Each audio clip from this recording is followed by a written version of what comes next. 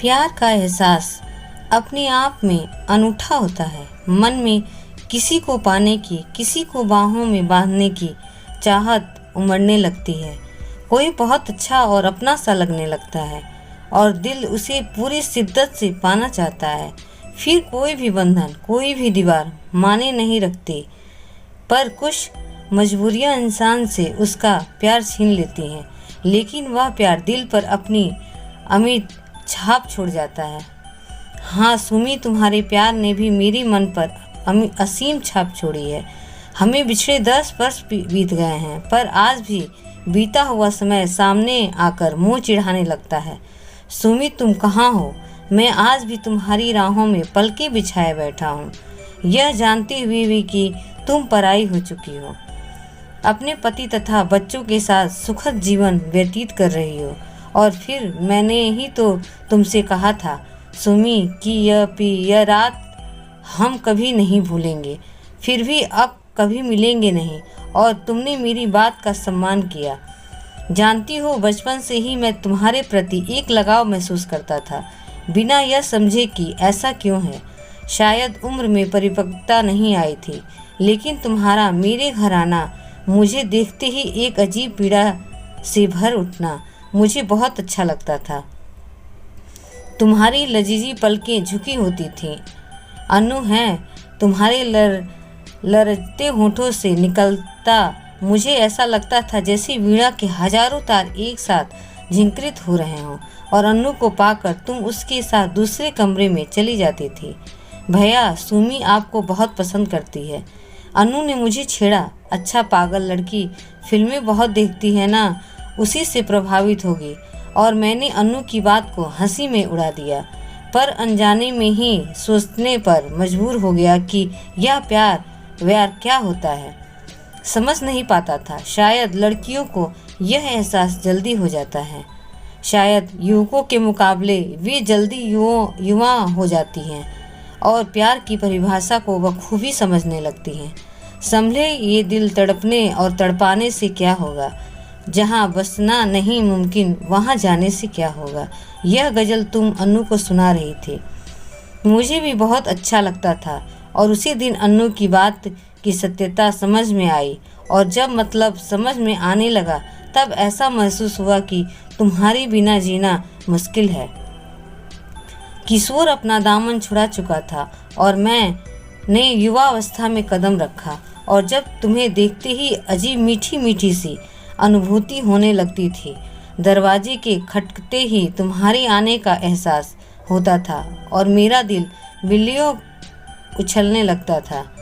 कभी मुझे महसूस होता था कि तुम अपलक मुझे देख रही हो, और जब मैं अपनी नज़रें तुम्हारी ओर घुमाता तो तुम दूसरी तरफ देखने लगती थी। तुम्हारा जानबूझकर मुझे अनदेखा करना मेरे प्यार को और बढ़ावा देता था। सोचता था कि तुमसे कह दूं, पर तुम्हें सामने पाकर मेरी जीभ तालू से चिपक जाती थी और मैं कुछ भी नहीं कर पाता था। कि तभी एक दिन अनु ने बताया कि तुम्हारा विवाह होने वाला है। लड़का डॉक्टर है और दिल्ली में ही शादी दिल्ली से ही होगी। मैं आसमान से ज़मीन पर आ गिरा। यह क्या हुआ? प्यार शुरू होने से पहले ही ख़त्म हो गया।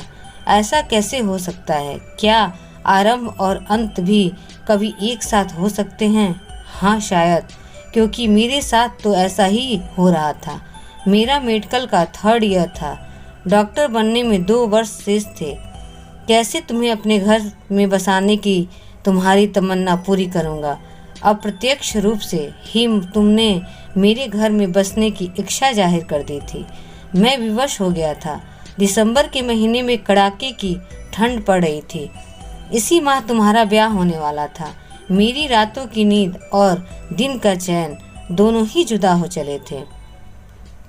तुम चली जाओगी यह सोचते ही हृदय चित्तकार करने लगता था। ऐसे ही एक कड़ाती ठंडक की रात को कोहरा घना हो रहा था। मैं अपने कमरे से तुम्हारे घर की ओर टकटकी लगाए देख रहा था। आंसू थे कि पलकों तक आकर लौट रहे थे।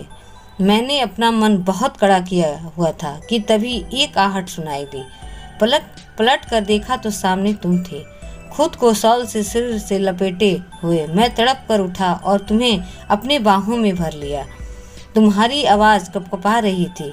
मैंने आपको बहुत प्यार किया, बचपन से ही आपके सपने देखे, लेकिन अब मैं दूर जा रही हूँ, आपसे बहुत दूर, हमेशा हमेशा के लिए। आखिरी बार आपसे मिलने आई हूँ कहकर तुम मेरे सीने से लगी हुई थी। सुमी, कुछ मत कहो, मुझे इस प्यार को महसूस करने दो। मैंने कांपते स्वर से मैं कहा, नहीं, आज मैं अपने आप को समर्पित करने आई हूँ।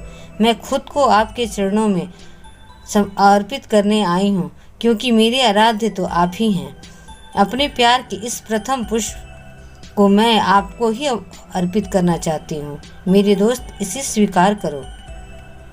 तुम्हारी आवाज़ भींगी भींगी सी थी। मैंने अपनी बाहों का बंधन और मजबूत कर लिया। बहुत देर तक हम एक दूसरे से लिपटे यूं ही खड़े रहे। चांदनी बरस रही थी और हम शबनमी बारिश में न जाने कब तक भीगते रहे कि तभी मैं एक झटके से अलग हो गया। तुम कामना भरी दृष्टि से मुझे देख रही थी, मानो कोई अभिसार की आशा से आई हो।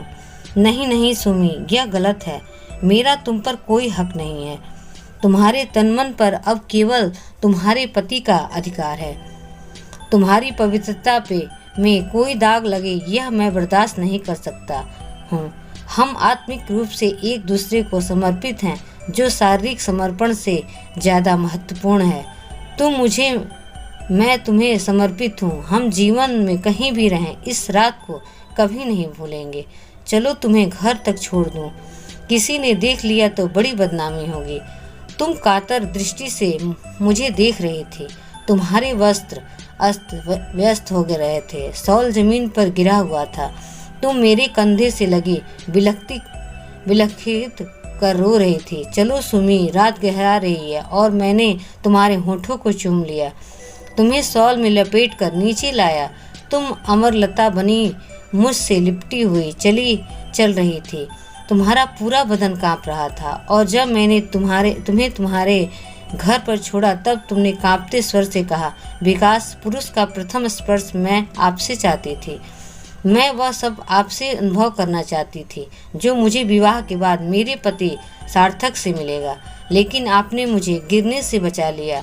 मैं आपको कभी नहीं भूल पाऊंगी और यही कामना करती हूँ कि जीवन के किसी भी मोड़ पर हम कभी न मिलें। और तुम चली गई। 10 वर्ष का अरसा बीत चला है। आज भी तुम्हारी याद में मन तड़प उठता है। जाड़े की रात में जब कोहरा घना हो रहा होता है, चांदनी धूमिल होती है और शबनमी बारिश हो रही होती है, तब तुम एक अदृश्य साया सी बनकर मेरे पास आ जाती हो। हृदय से एक पुकार उठती है, तुम कहाँ हो? क्या कभी नहीं मिलोगी? नहीं, तुम तड़पो, ताउम्र तड़पो। ऐसा लगता है जैसे तुम आसपास ही खड़े मुझे अंगूठा दिखा रही हो। सुमी, मैं अनजाने में तुम्हें पुकार उठता हूँ और मेरी आवाज़ दीवारों से टकराकर वापस लौट आती है। क्या मैं अपना पहला प्यार कभी भूल सकूँगा? अगर कहानी पसंद आई हो तो प्लीज़ लाइक एंड सब्सक्राइब ज़रूर करें। धन्यवाद।